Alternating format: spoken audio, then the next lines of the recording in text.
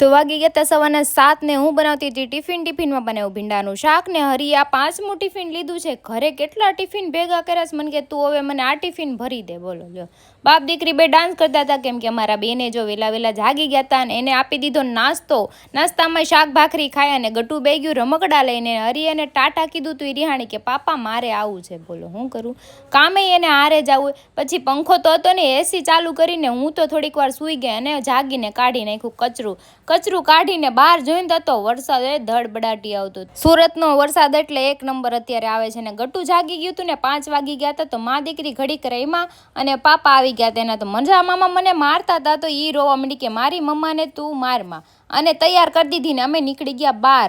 કેમ કે બેનને તો છે ને નાસ્તો કરવો હતો ને. જો એને ગાડી ચલાવી બહુ હોય, મને ગાડી આવડે કે ન આવડે પણ હરી એને શીખવાડી દે. અને વયા ગયા સીધા મંચુરિયમ ખાવા. જો આવી ગયો આપણું મંચુરિયમ ને બહાર વરસાદે આવતો તો બહુ મસ્ત અને એકદમ ગરમા ગરમ મંચુરિયમ. તો હરી ગટુને ખવડાવતા હતા, મને કે તું ખાઈ લે હું આને ખવડાવી દઉં. અને બાપ દીકરીની મસ્તી જો તમે, વરસાદમાં છે ને એને નાવાની મજા પડી ગઈ.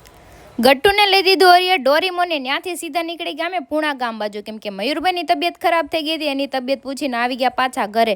તો મનોજભાઈ ગાદલામાં હુતા હતા. ગટ્ટુ એને મારે કે તમે તમારા ઘરે જાઓ ને, આજ તો અમારે હોલમાં સૂવાનું હતું. તો બાપ દીકરી એને એનું ડોરીમોન સૂઈ ગયા કેમ કે અમારા રૂમનો પંખો તો હજી બંધ છે.